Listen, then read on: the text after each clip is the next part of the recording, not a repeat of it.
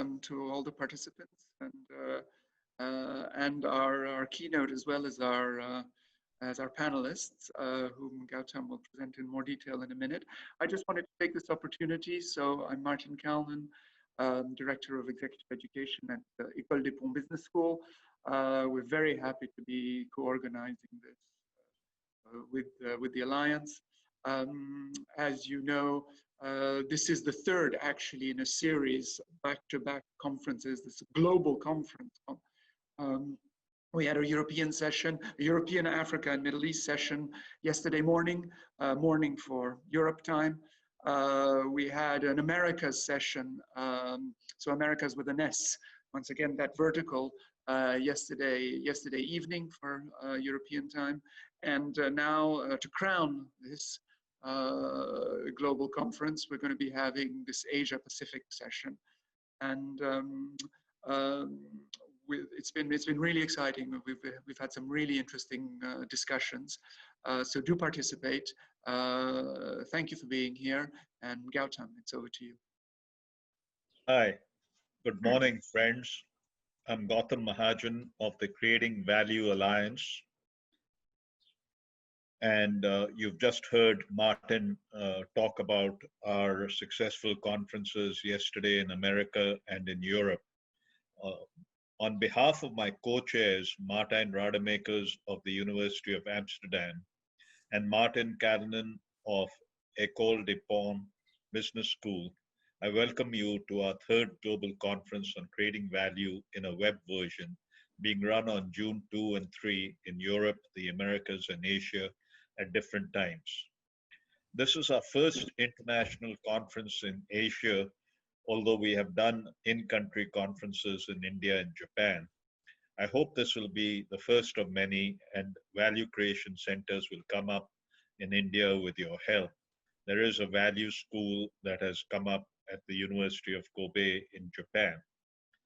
Creating value is essentially doing good and improving the well-being of people, the environment, business, and society. The Creating Value Alliance has been conducting conferences and seminars over the years, and this conference is one in a series with many more to come, supported by the Journal of Creating Value. The original dates were for a physical session on June 2nd and 3rd in Paris, which will now be on October 20th to 21st, COVID willing. Our previous conferences have been in the UK and New York. This year we had 8 smaller conferences, many of which are now cancelled or postponed. In an age of runaway capitalism, globalization, and connectivity, the main global manifestation today is the coronavirus and our multivariate global responses as geography becomes history. Along with the virus's destruction, it has forced us to think of our way of life and what really should create value for us. The virus has brought major changes, some for the good, a refocus on health, an improved environment, reduced transportation, a time for reflection of the future and on the damage to capitalism. People seek a new normal. Some, however, like the old business as usual, run by profit and growth motives. People and governments have to balance the short term and the long term. Marketing and establishing new needs is the mantra. The other extreme is people who want to pay heed to the environment and sustainability and learn from this crisis, settle for lower growth, lower profits, more for less. Governments need to be strong, and this comes from being economically rich. This means growth and capitalism. In the pursuit of happiness then comes second, and so does a sound society. At no point in time have we gone back so many years and seen startling changes. The new mantras of more investment, infrastructure, and growth will quickly pull back on the eye-opening societal issues raised by the virus that our past beliefs may no longer be true. This conference will examine a desirable future, a desirable society and business mix, and sustainability, prosperity, and redefine prosperity. The conference also examines what may happen and what we may be driven to, and why they could be entirely different from the desirable. The end point is what is likely to happen. It is our hope that people, businesses, government, society will look at the future from what creates the most value in the long term and balance that by what value could be destroyed by the path we choose. This is where the keynote leaders can provide insight, wisdom, and inspiration for the future of the world. The panelists will take off from the keynote address and explore areas as diverse as telecom, courier services and logistics, finance, economics, food, service, communications, aerospace and airlines, academics, trade, HR, marketing, IT, and outsourcing, geopolitics, and education, etc. And they hail from the USA, South Africa, Europe, India, and China, Japan, and Australia. We also have a paper session based on value creation, and this sets a different perspective on value. I also want to welcome Steve Vargo, who's joined us from Hawaii, and very distinguished, the father of service dominant logic. Our distinguished keynote speaker today is Mr. Shyam Saran, former Foreign Secretary of India and National Security Advisor. He is an expert on climate change and nuclear policy and an expert on international affairs. The panelists are Professor Katsuhiko Kakubu, Vice President of Kobe University, Japan, and Director of their Values School. Akhil Gupta, Vice Chairman of the Bharti Group, Raman Roy, Chairman Quattro and former Chairman NASSCOM, Vivek Mehra, who's the Managing Director of SAGE, and Yang Zitong of the World Peace Institute from Shanghai, China. Over to you, Martin. Yes, well, thank you, Gautam, for this great introduction. And I have just a small thing to say, which is after the keynote speech by Shyam, I will take the questions. Also during the session, you can already post your questions in the Q&A under the Q&A button, which is on the bottom side and at the right of your control panel. And during the Q&A, of course, you can also ask your questions live. So please do prepare your questions. And I would say over to you, Shyam, for we really look forward to the things you have to say to us. Thank you. Thank you very much, and good morning from India to all our participants in this third global conference on creating value. I'm very grateful to the organizers for giving me the privilege of interacting with you at a time when really there is no such thing as business as usual. Everything is unusual these days, and everyone is groping in the dark, trying to make sense of what is happening. As has been mentioned by Gautam, my background is essentially in international affairs and geopolitics.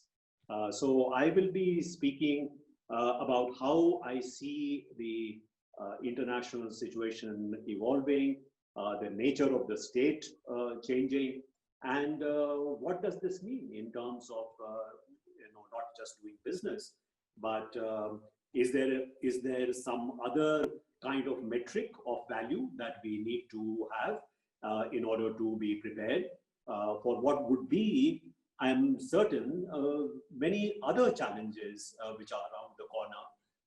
Challenges again like this pandemic being quite global in character. So let me start by talking about what I see as a very major contradiction that we are confronting today. As I said, this pandemic is global in nature. It recognizes no national boundaries. It recognizes no regional boundaries.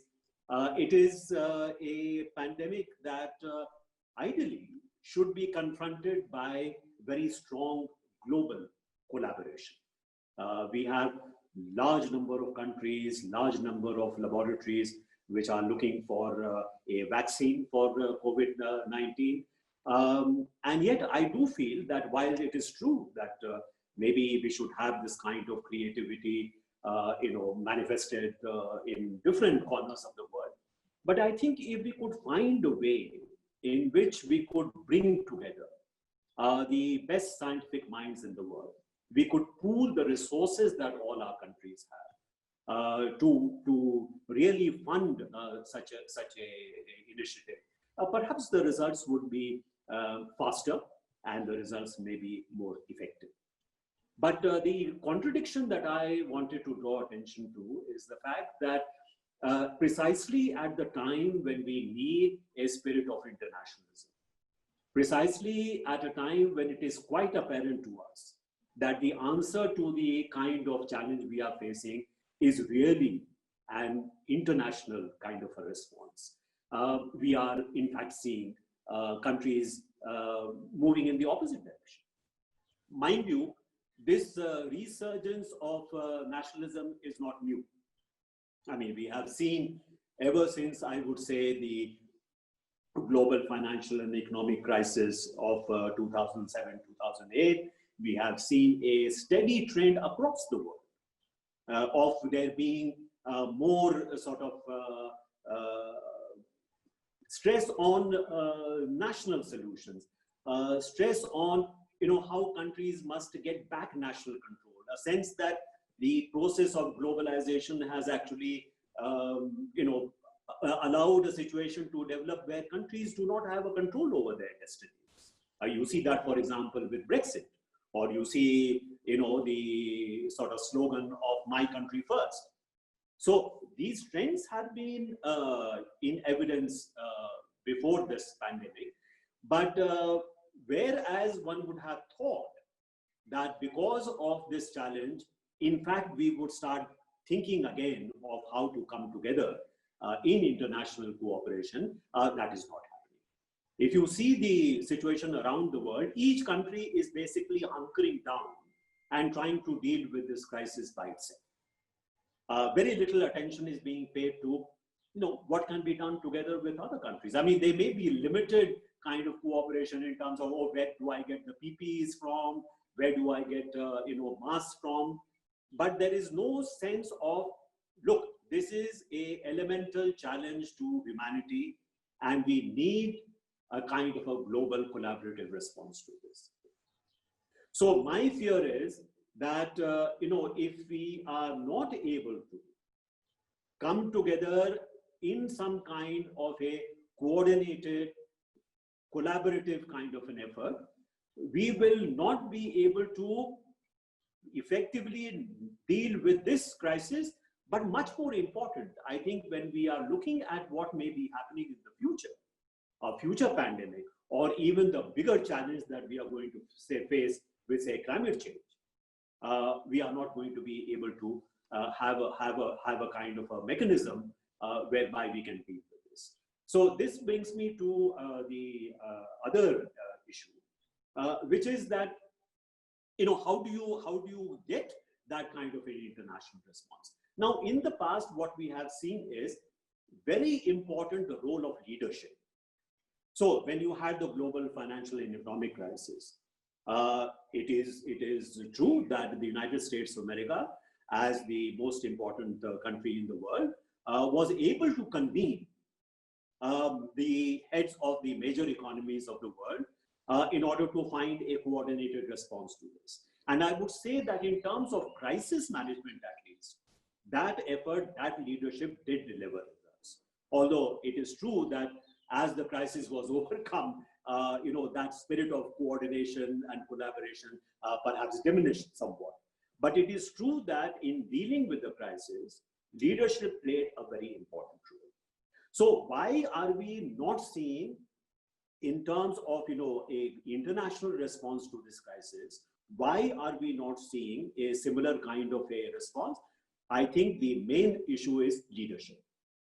Today, the largest economy of the world, the most powerful country in the world, the United States of America, the second largest economy of the world, which is China, neither seem to be in a position to be able to actually provide that leadership. This is the reality, that we do not see the kind of international leadership which would enable us to overcome some of those nationalist urgings and really see benefit, value in the world coming together to deal with this crisis. So this is a crisis of leadership as well. This brings me to the third point, which is, what is the world going to look like once this geopolitical landscape, which is going to be very important going to be structured? That, there is no doubt that the relative power of the United States is declining. Certainly China is rising, but I do not believe that China is as yet in a position to really step into the shoes of the United States of America. It is a rising power still, but I do not think it is at a point where the rest of the world, and forget about the rest of the world, even as far as Asia is concerned, it is willing to concede a leadership position to China. So you have a kind of a leadership vacuum, which has emerged. So the world which is going to emerge from this pandemic, I believe, is going to be a world which is not going to be dominated by one superpower. It is not going to be something like the Cold War, where there will be essentially a kind of a duopoly of power between, say, United States and China. I believe that we will end up with a much loosely structured kind of a geopolitical landscape, where there will be a cluster of major powers. Each particular region, major region, may have one or two leading powers of that region. So essentially what I'm looking at is a kind of a loosely structured system where there are these, local kind of powers or clusters of power who both contest and also cooperate with one another. It's a much more kind of a multipolar structure. And if it is a multipolar structure, then I think what we need are very good, very effective multilateral institutions. And we also need some basic rules of the game, which allow these different local balance of power, in a sense, to be able to deal with one another. So you need, again, for that reason, because we are going to end up with a much more multipolar kind of a world, you will need, in fact, a much stronger multilateral system. You will need more empowered, multilateral institutions, which enable these different kind of regional, power structures to be able to interact with one another and deal with one another. Because the age when the leadership could be provided by one power or two powers, I think that particular age is over. So that is the other point I wanted to make. The other point is about globalization. There is a sense that the pandemic and the kind of disruptions it has caused to global supply chains, value chains, this means that the age of globalization is almost dead. That, we are probably not going to be able to see the kind of densely interconnected, densely networked world that we have been used to for the last 2 or 3 decades. That is the sense that people have. My own sense is that, yes, globalization has stalled because of the pandemic, but I still believe that globalization, in perhaps not the same form as we have known it, but perhaps in some altered form, will in fact continue. Why is globalization something which is likely to persist? It is because how is value created? Value is created through exchange. What allows prosperity to come is the principle of comparative advantage. You don't make everything within your own borders, because if you make everything within your own borders, you are not really creating optimum value. It is far better for you to concentrate on what you are good at and exchange it for goods which are produced by some others who are good at what they are doing. So that fundamental principle of comparative advantage in terms of creating value, I think is a principle which, no matter how the world changes, will continue to be a very, very key principle.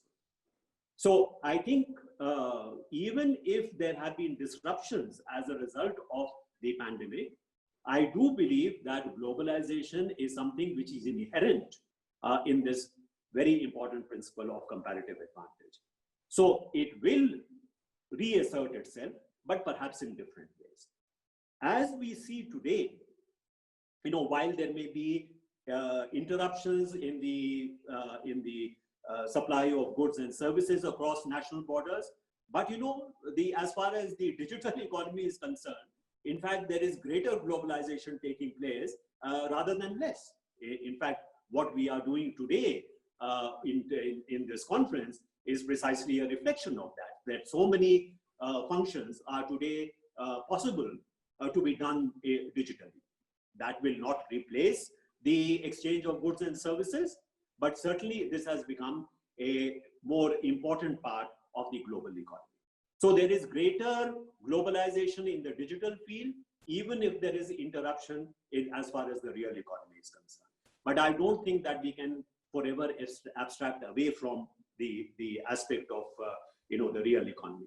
So going forward, I think globalization will be something which will remain important. And in that sense, countries which recognize that, companies which recognize that, and stay ahead of that globalization curve are probably going to be the more successful entities in the future. That's my sense as far as the aspect of globalization is concerned. This brings me to, well, if globalization is going to persist, there will be perhaps a different way of looking at the exchange of goods and services. Where do we find value in this new kind of a situation? And there I would like to point out that one of the things that this pandemic has done is to actually make us aware of something of value that we have perhaps lost. I give you the example of India, where we have suffered a great deal from air pollution. We have suffered a great deal from our rivers being poisoned because of effluents from industry. Because of the lockdown that we have had for the last 2 months or so, in North India, some of the cities, for the first time in several decades, have a clear view of the snow-capped mountains of the Himalayas. And this has come as such a big surprise. It's entirely because the air, for the first time in so many years, is relatively clear. Suddenly, the major rivers of North India, just within a month or so of the lockdown, have suddenly become, in a sense, living rivers. Life has come back to those rivers. So it shows that, there is perhaps something of value that we have lost. And we are being given a glimpse of what is an alternative which is possible. And I think this is perhaps a sentiment which is becoming quite pervasive, that people for the first time are saying, hey, maybe this rat race that we have been involved in has in fact lost us something of value. That, while we have been looking at material assets, material goods, we also need perhaps a new concept of affluence, which attaches value to having clean air to breathe, having fresh and clean water to drink, to have a green earth to walk on. These also are perhaps elements of value, elements that should go into our calculation of prosperity, our calculation of wealth. And in that sense, we have to start looking at how do we assess value. If you look at most accounting systems that we operate across the world, what we attach value to is something very narrowly defined. So we say, for example, that not everything that counts can in fact be counted, and not everything that can be counted in fact counts. So we have to find a way in which what we regard quite instinctively as being of value, for example, nature, for example, ecology, the interests of the future generations, our children and their children, these are of value. How do we bring these aspects of value into our calculations? I think that becomes very, very important. So to perhaps make that clear, unless you find a way in which a tree which is growing in the forest has greater marketable value than a tree which has been cut down and can be sold off timber, don't be surprised if more and more trees are cut, if the Amazon forests are disappearing. This is very much linked to the manner in which we calculate value. So this is something which is very important. How do we find a link between what is called an external economy, by economists? That is, how do we relate the social cost and the social benefit? We are very good at doing it on an individual basis, but we are not able to do it on a larger basis. And I think that becomes a very key challenge going forward. Can we put our heads together to try and see whether we can find those kind of ways of calculating the social cost and the social benefit? If we can do that and incorporate it in our accounting systems, if we can give a higher rate of the future rather than what we do today. I mean, the future is discounted at a much higher rate than it should be, but that is what in fact is important. And this brings me to the last point I would like to make. This is, the pandemic in a sense is a warning sign. The pandemic in a sense is a rehearsal for a much larger challenge, global challenge which awaits us, which is climate change. And climate change is actually a component part of a much bigger, what I call an ecological challenge. We are not looking only at, say, carbon emissions. We are not only looking at, how the global warming is taking place, but how this is linked to many other aspects. Other aspects like, for example, the biodiversity loss. Other aspects like, for example, how do we structure our food security systems? How do we deal with the issues of, say, environmental degradation and pollution? Even if you look at the pandemic and its origins, it is very closely linked to biodiversity loss. Because the virus jumping from wild animals to maybe domesticated animals to maybe humans is taking place because there has been a habitat loss for a lot of the wild species in this world. You'd be amazed to hear that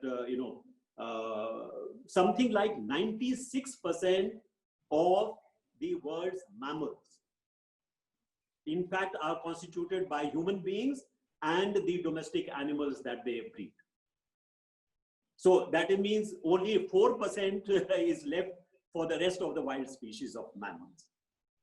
Something like 70% of all birds in the world are in fact domesticated poultry. Now, if you are going to push further ahead with this kind of biodiversity loss, then don't be surprised if we are going to have these kind of pandemics in the future as well. And much more than that, the ecological kind of challenge that we will face, of which climate change will only be a part.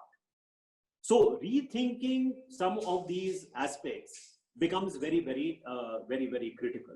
And I think, as I said, we have been given a certain warning sign, a certain dress rehearsal for what is looming round the corner as a much bigger challenge, which is the climate change and the ecological challenge. And unless we do the kind of things that I've been talking about in terms of international cooperation, bringing back some sense of common humanity, looking at value in a much broader sense than we have so far, I'm afraid that we will face a much more challenging situation in the future than we have so far. So I will stop there. Thank you very much for your attention. Thank you so much, Shyam. And I think I saw people applaud, which is of course a bit a different experience with online. Well, thank you for your wise words and addressing so many topics, which is I think a good thing, given that we are dealing with a wicked problem where a lot of aspects are being interconnected.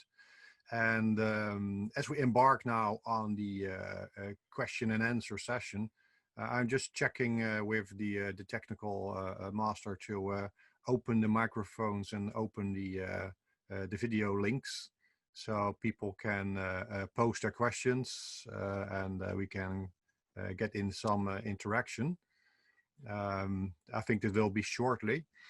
And as this is being managed, maybe I take the liberty to ask you a brief question.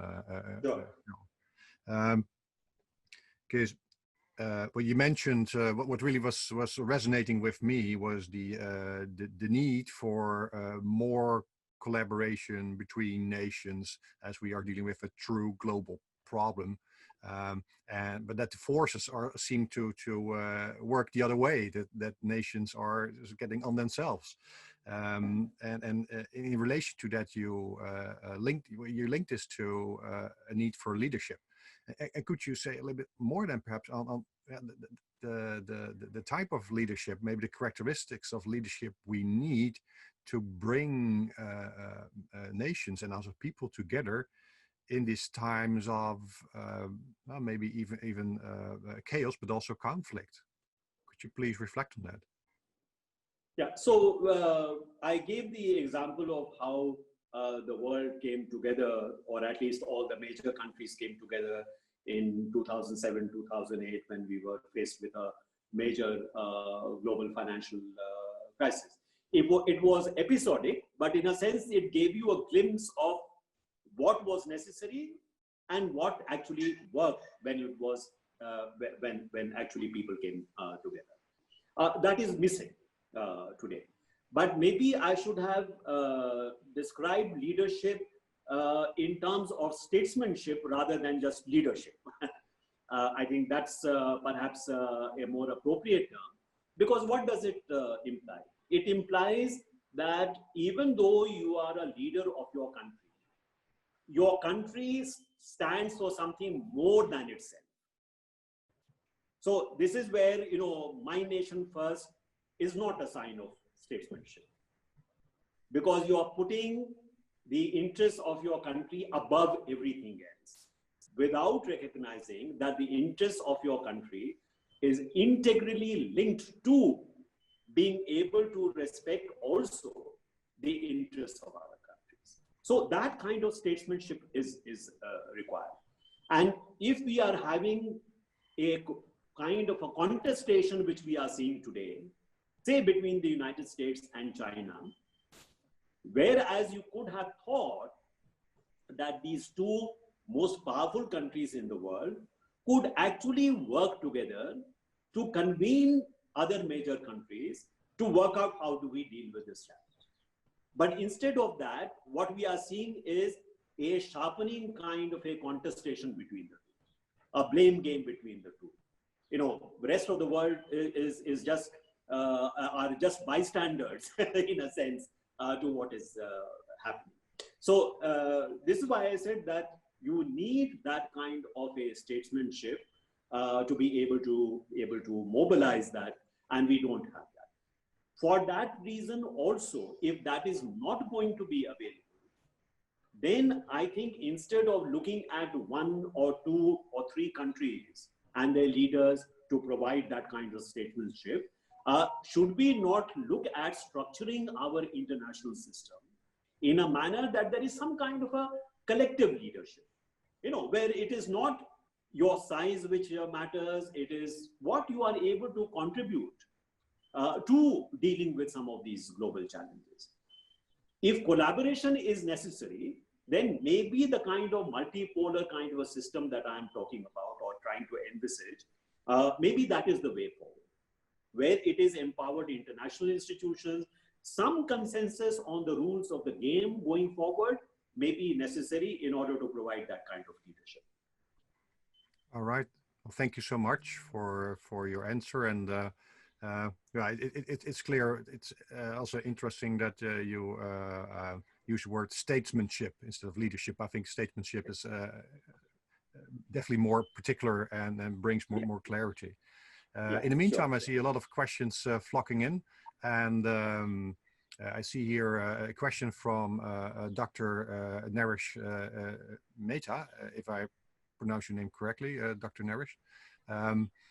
Maybe you can speak up, Dr. Naresh, by pressing the space bar on your computer and talk, and then we will hear you and see you. If you keep your space bar pressed, then you unlock the microphone mute. Because I see a question here, Dr. Naresh Mehta. Just, I can also, of course, read the question for now, because I see that, well, no voices coming up yet. All right. There are a lot of great questions here. And well, the question is about action to be taken. Dr. Naresh is really focusing on India, but I think this is true for a lot of countries anyway. So feel free, Shyam, to do that, to look at that. So the question is, what kind of actions are missing that the government of India should take in the present situation? It's a broad question, of course. He points out, well, it's sort of economic and socially, more in particular. So if you can reflect on this question, so actions to be taken by the government in the economic and social sense of the word, what should be number one, what should be number two action to take? Could you please reflect on that, Shyam? I mentioned that, virtually in every country, we are faced with a situation which has no precedent. So everyone is groping in the dark, and it's very easy to be, wise after the event and be critical of what the government has done or what it has not done. But I would say this, that, currently it is extremely important in India to look after the interests of the very large number of migrant labor who are heading back to their villages, to their small towns across the country. They have to be given, the kind of support that they need. This is also important for the recovery phase of the economy, because I think what has become very obvious is how much India's economy is really dependent upon the contributions made by these millions and millions of migrant workers. So in the recovery phase, unless you can assure them of at least some minimal degree of welfare, some minimal degree of economic support, I don't think they will be very encouraged to come back. So this is something which is, I think, very, very apparent. This, to me, is the first order of business. The second is that it has also shown up that the way in which our public health system is organized requires very, very urgent reform. We may have perhaps thought that the public health system under the government has not been very efficient. Therefore, let the private sector perhaps perform this role, and we can give some kind of a income support to people, poorer people who want to go to those private hospitals. It has not really worked. So I think we have to return to some very basic, functions of the state to provide good health, to provide education, and to provide law and order, security. These are the primary functions of the state. And I think it would be an abdication of responsibility if the state does not deliver on these very, very fundamental functions. What else can be done? Well, my fear is that, again, what I mentioned about, countries trying to deal with the challenges within their own national boundaries. We have heard about the focus being put on self-reliance, that, India must develop a self-reliant economy. Again, I would hope that this self-reliance does not take us in the direction of a less globalized economy, a more closed economy, because we have seen through India's own economic history, that when India has been open, India has liberalized, it has had very high growth rates. If India returns to a more autarkic kind of an economic system, I think we will be, instead of creating more prosperity, we will be, in fact, slowing down our growth and not meeting the aspirations of our people. And I think this is also a problem in other countries, where there is somehow a reaction, oh, it is because we have been dependent upon these extended global supply chains that we are facing these kind of disruptions, and therefore we should, shift production within our own national boundaries. If all countries of the world start doing that, then I'm afraid we are going to be condemned to a much poorer world than even today. All right.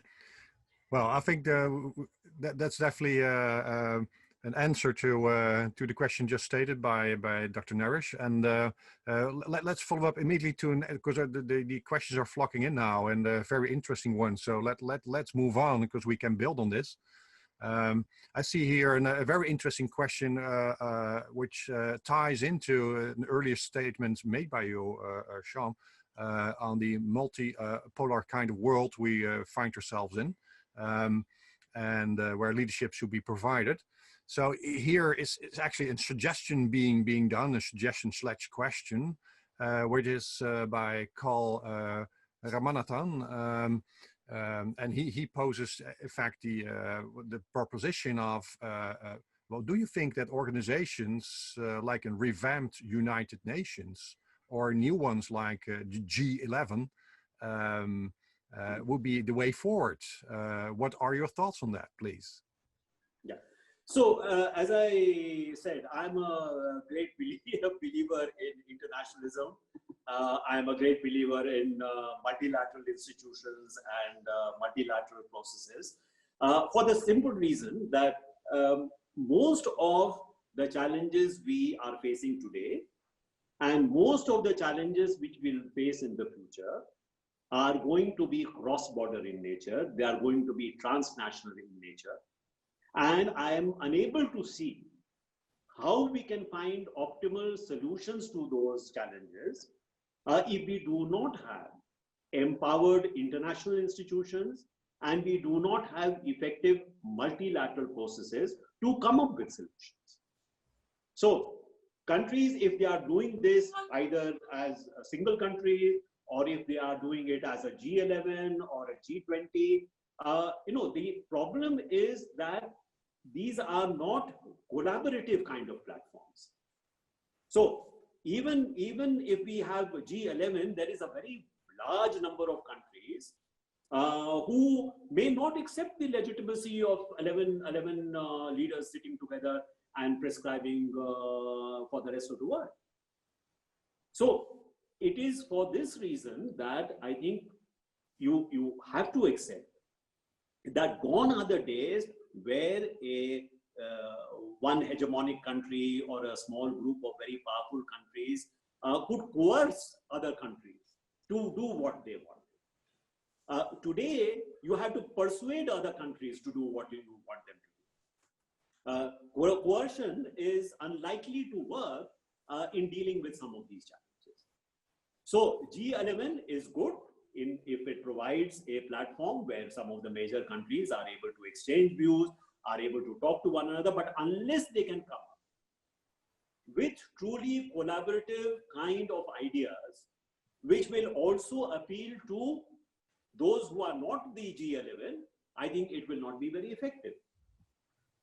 So I very strongly believe that there is no escape from having, even if the United Nations was not there, you would have to create one, because you need some kind of international, platform on which you can pull together, different countries with very different interests to come up with some kind of a consensus. How do you get that international consensus if you don't have a forum where you can get countries to work together? So United Nations is not very effective, not because there is something intrinsically wrong with the United Nations, but if the members of the United Nations do not allow it to work effectively, do not provide it with enough resources, then don't be surprised if it is not very effective. Today, the assessed contributions from member countries is barely enough to meet the establishment expenses of the United Nations. Virtually all the activities of the United Nations and its specialized agencies really come from donor funds, project funds. So there is no such thing as the international institution itself deciding, okay, these are the priorities, this is where the most of the action is needed, this is what we should do. No, the donor says, here I'm giving you $1 million, I want you to spend in these countries, don't spend it in that country because I don't like that country. You will do it only for these projects which I want, you will not do it for other projects. Then how do you expect the international institution to work effectively? So I think a lot of rethinking needs to be done about how we get back to what was, I think, the original mandate of the United Nations and the international agencies. We have moved very far away from that. That is part of the problem we are facing. All right. Yeah, and which is definitely, as we said, I think before, a wicked problem, but that I think also needs wisdom to deal with and to manage. And looking at the time, I think we can take one or two questions, and we're definitely not short of questions. Can I question something? I want to question one thing. Yes, please. Yes. Make yourself known. Could you please mention your name and then? My name is C. Paul Singh. I'm a former police officer, and now I am Director General of a social organization as well as a manpower industry. Hello. Please ask your question. Yes, we can hear you. My question to Mr. Shyam Saran is that he has talked about the social values and relation between the social causes and the social values for escalating the global standards. Now, in this case, he has referred himself that what has been the social value. You don't talk in terms of only ecosystem. I'm talking in terms of human resources. The human resources, as he talked about migrant labor here, and the human beings, as it is happening in USA today on protests, etc. How do you bring about this rationale between the human resources and the evaluation? Because there is a human rights organization, despite everything being there, still they are exploited. B, the migrant labor, as he rightly said, when they have gone out, unless they come back to back to their jobs, we cannot have anything to do in uprising our standards, our industry in India. So my submission is that how do you then, what will be the norms which you place? This should be done by this country and this should be done by this country, so that this particular industry, manpower industry related to human resources, is upgraded. Okay, Mr. Pal, so we have to stick to one question, and I'm just checking with Shyam. Did you get the question? Is it something you reflect on? Well, as I think I was trying to point out, that if you take the instance of migrant labor, I think the Indian society, in a sense, has become aware of what major contribution they make to our own economic well-being, to the economic well-being of the country. So are you ready to, therefore, provide greater value to their contribution than you have so far? That is also a question of justice. You know, unless society is able to provide an environment in which different sections of society are able to develop their skills, develop their talents, are able to meet their aspirations, it will not be able to create value in the sense that we are talking about. So looking at human resources, looking at our people as the primary source of value in a sense for the country. And you can extend this across borders. That, you know, how do we, for example, if we are looking at migrants, is it not a fact historically that much of the contribution that has been made to American prosperity, to American scientific and technical progress, has in fact been mainly contributed to by migrants? So migrants should not be looked upon only as a burden. I think they should also be looked upon as sources, very, very valuable sources of value creation. You know, this requires again a mindset change. But I think what our friend has pointed out is eminently, I think, sensible, because we ultimately, all sorts of value are people, are human beings. It is through human ingenuity that we create value. So the greater stress we place on the importance of our population, and try to create an environment in which they can deliver their talents, deliver their skills, and empower them to do so, not only in terms of just giving them handouts, but actually empowering them. That is what a successful society looks like. All right.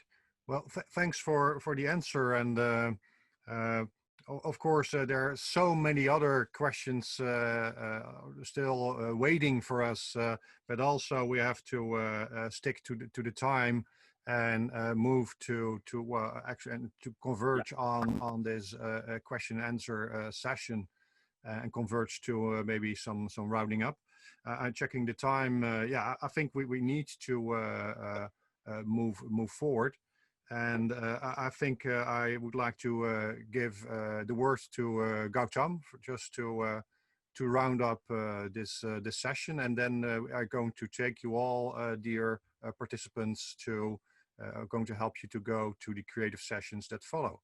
But first, I would like to give the word to Gautam Mahajan.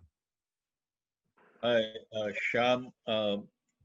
I'm now regretting that your session was so short, and we could have probably talked for another hour and not got bored.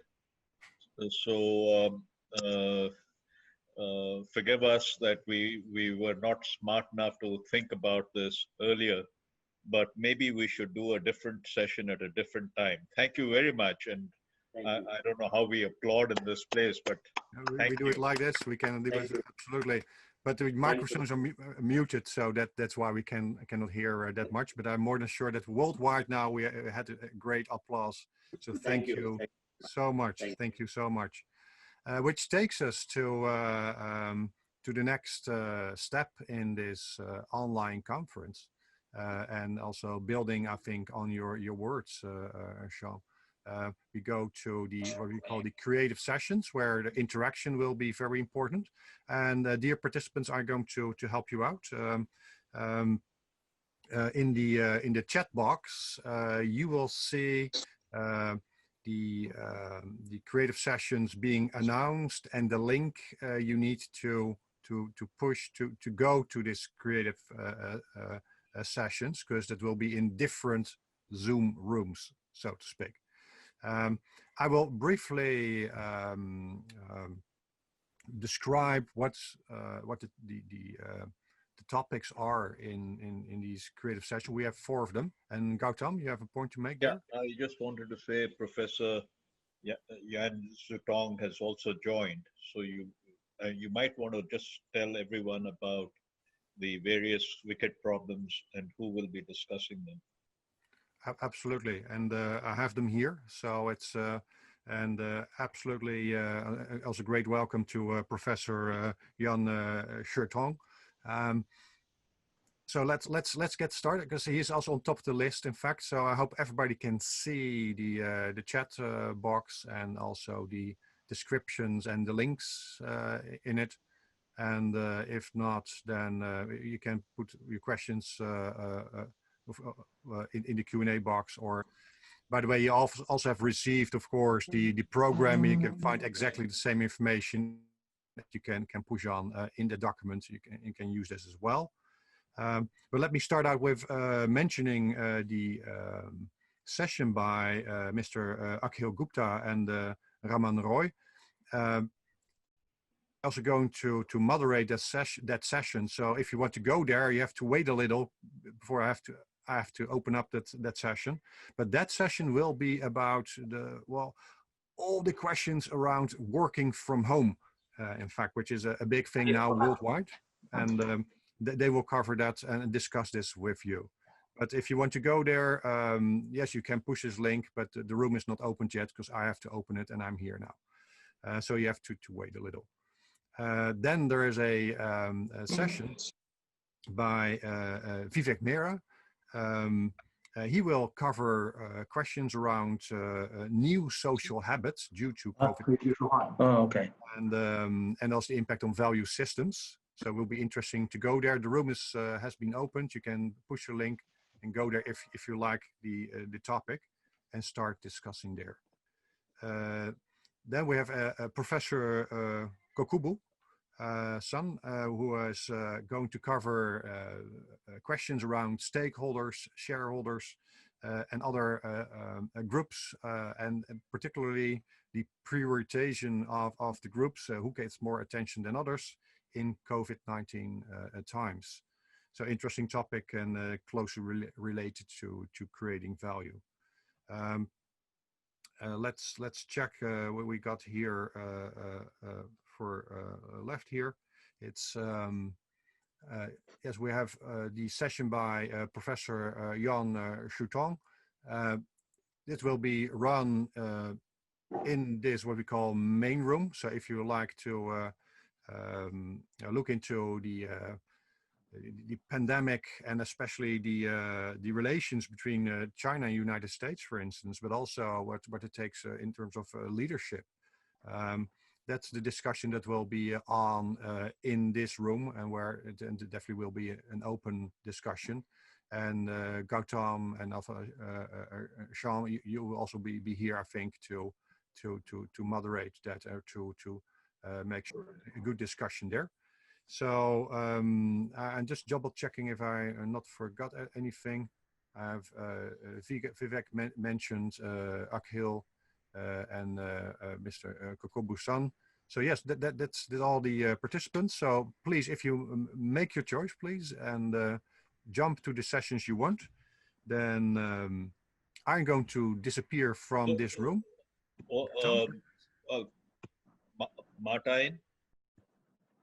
Martin, can I just talk about the wicked problem that Professor Jan Shurtong wants to talk about? Absolutely, and that's you can take over from now, because I need to go to the to create a new Zoom room. People need to know what his problem is, and it's very quickly. Pandemic escalates the previous international trends, and you would like to see a pandemic as an accelerator rather than a starter. Okay.